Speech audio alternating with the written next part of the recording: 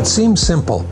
In British Columbia, a mobile crane, tower crane, or boom truck can only be operated by someone with a valid operator's certificate issued by the provincial government. It's for the safety of workers and the general public. But it wasn't always like this. The International Union of Operating Engineers had to mount a province-wide campaign to persuade the BC government that crane operators should be certified. Anytime we can do something that helps to advance safety on the job site, it not only affects our own membership, but it affects the livelihoods of everybody else that we're working around. In 2001, a new BC government came to power with support from anti-union contractors. Premier Gordon Campbell made it a priority to take away protection for workers.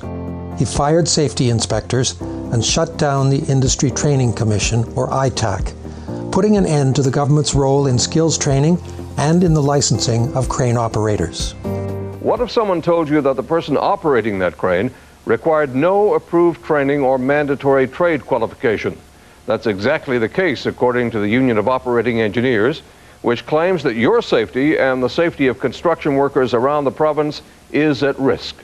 When construction activity increased, there were more accidents and injuries related to crane operation. TV news reported on incidents in Vancouver and Delta where loads crashed to the ground near busy streets. Fortunately, nobody was killed. The government, meanwhile, was preparing to formally announce that licensing would not be required for crane operators. IUOE Local 115 responded in early 2004 with an urgent message to mayors, city councillors, and employers. So our members hold a high level of professionalism, and rightfully so. And when the government tried to take that away, they were outraged, which helped to prompt the kind of activism and engagement to be able to run the campaign that we did. The first step in running this campaign was engaging with our contractors and our other partners in industry and our membership. We went to the municipal level of government and we started engaging at city council meetings and talking to city councillors and mayors about the fact that the provincial government was trying to take away a safety regulation that could potentially cause damage within their own jurisdictions. Way up and tell me, what kind of license does the guy operating the crane need to have? Because the answer might surprise you. Local 115 went to the media and published ads in newspapers and magazines across the province. What the union wants, the operating engineers looking to recapture a market using safety and training as a ruse to capture a market that they've lost. This is not a union or non-union issue. This is pure and simple a safety issue. The number of crane accidents continued to rise. Local 115 employers wrote letters to the government insisting that BC needed a standard of qualification for crane operators. And the government changed their mind ultimately to support regulation within the industry because of the pressure that they've got from the campaign that we ran, the engagement from industry generally. I would put it in the context that the government was embarrassed that the positions that they were taking was creating a more unsafe workplace.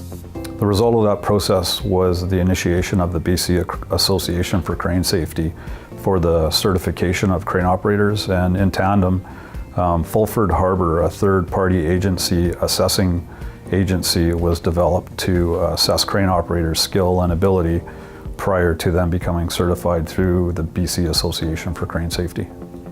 In January 2007, a new rule came into effect across British Columbia, stating that every crane operator on a mobile crane, tower crane, or boom truck requires a valid operator certificate. The new Association for Crane Safety set standards for certification. An independent body began to conduct testing. In each test, the operator was rated on crane inspection, setup, and operation. Because of thousands of applications, it took 4 years to screen the applicants. Most of the assessors who took part in the testing, then and now, were longtime Local 115 members, evidence that the union sets the standards for quality in the BC crane industry. Now that the system is in place, now the public and people working around cranes know that the crane operator is a certified person to be in that crane.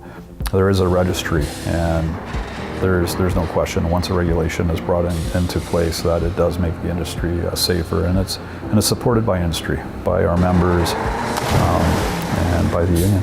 When we finally had the regulation enacted and started to get our members registered, it was a huge victory for not only for our membership and for the craft that we represent, but it was a huge victory for the industry really in British Columbia. None of these things come easy. This was a hard campaign. It was hard to move the needle, but the staff of the organization, combined with the efforts of our members and our contractors, managed to deliver a product at the end of the day that'll be and is a legacy for British Columbia and the operating engineers.